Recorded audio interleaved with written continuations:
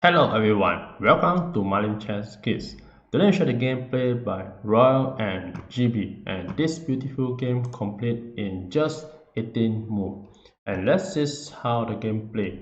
The game starts with the pawn to e4, e5, knight f3, knight c6, bishop to b5, and this bishop is attacking the knight. After this, a6 was placed trying to attack the bishop to move away from being attacked. And now bishop just moved back to a4 and keep on the attack. Then d6 was played and now the white go for short castling and bishop to g4 pinning the knight. And the knight cannot be moved. If you move, you will be able to capture the queen. So this is the first 5 move and the position is equal for both sides. Then the game continues with the white develop pawn to c3. Queen continue to play aggressively to f6 and attacking the knight.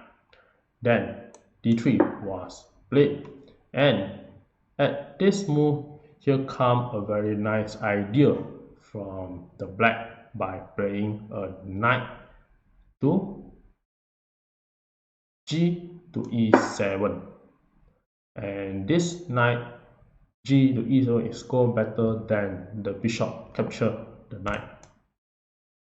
So at this move, the black idea will have a very nice idea by playing a knight from g8 to e7, then goes to g6, and after that go to f4, and finally a knight sacrifice to capture the pawn at g2, and this is the critical path for the black in this game, the idea for the black in this game.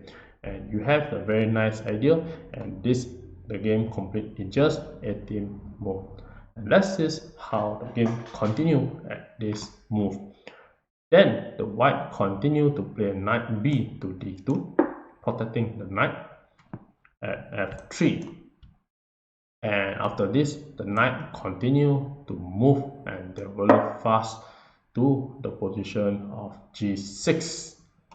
And after this, the white try to push h3 to attack the bishop. And at this move is normally the computer will just recommend the bishop to move away, and in this move the black just move a h5.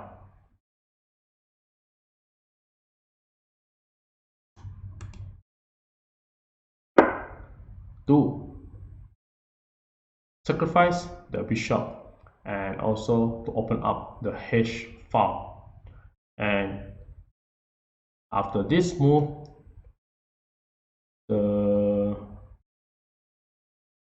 rook move to e1, and here the knight continue to play knight f4, and here strongly threatening to use the bishop to capture the h3 pawn. And after capture, then the knight will just capture and remove both of the pawn that guard the king.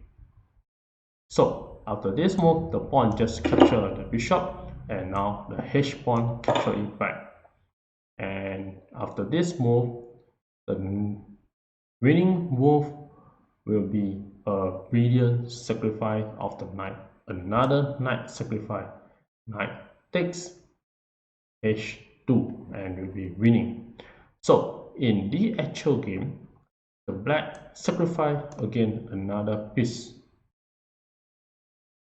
For example, after this move, the knight play knight to h2. Then the black sacrifice the knight by capture the pawn. And this is another black sacrifice the pieces to win the game. And this knight cannot be captured. If you capture the knight, the white will be losing the game. So in the actual game, the king captured the knight, and you see it is in a red color and is a tactical blunder. After the white captured the knight, and this is a tactical blunder, and the black is winning the game in mate in 7. I give a couple of seconds to figure out how the black is going to play and win the game and mate in 7.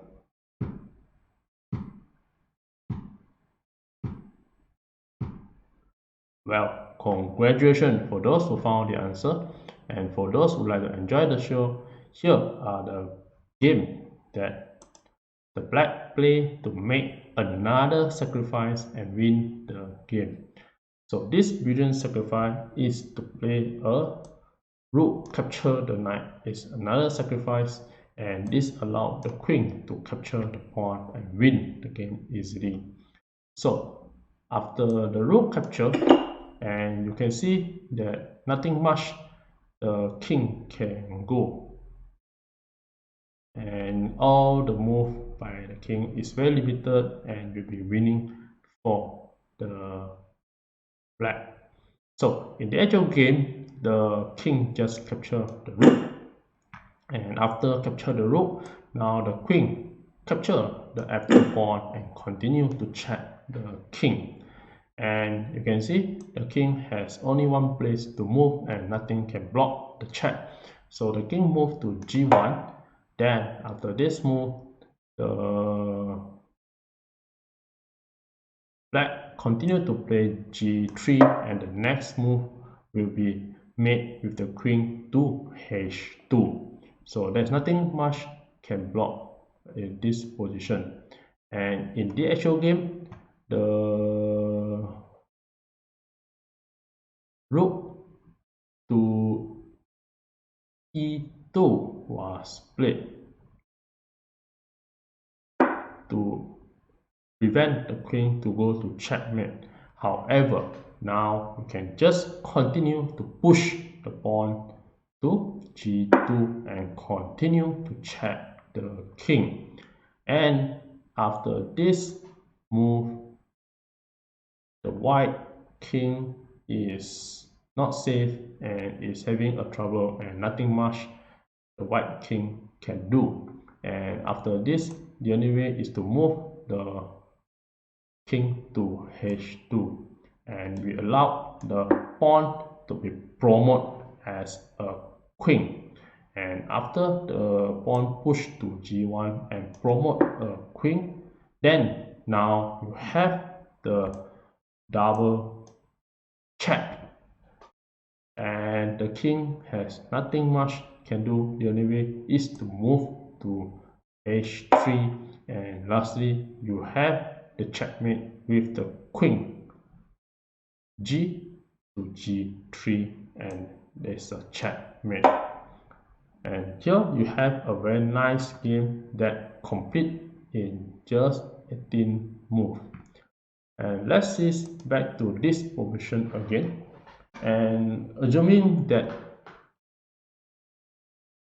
the white do not capture the knight, and what you can do is that, for example, if you move the knight to d to f1, then the knight will just capture the rook.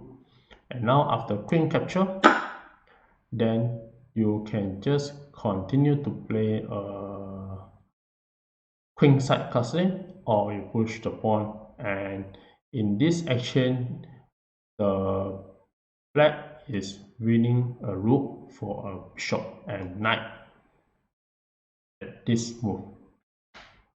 So another suggestion, if you move the rook up, for example, move the rook to e2, then the knight can just continue to play knight to f4 to attack the knight, attack the rook. And now if you move a knight d to f1 to protect the knight, here if you capture the knight, if you capture the rook, then the queen will just capture it back, and in this position the white is still better and nothing to worry about any checkmate. So if you continue such as a knight continue to check, then the king can just come up to g2, and there's nothing to worry and there is no checkmate, and the knight can just continue to check. Then the king can just move to g1 or h1. But if you move the king to g3, then you're going to have a checkmate by the queen. For example, the queen can go to h4 and checkmate the king. So if the king just move to h1, there will be nothing to worry, as if the queen comes to h4, the bishop can just capture the knight for a check, and after pawn capture, then the king can just move to g1. So if you move the queen, go to h3 to go for a checkmate at this position, protected by the knight, then the bishop will just capture the knight, and after the pawn capture, then you can just move f3, and nothing much the white can worry, and then no checkmate in this position. So if you move the g3, continue to attack the knight, then the queen can just continue to play queen to b3, and if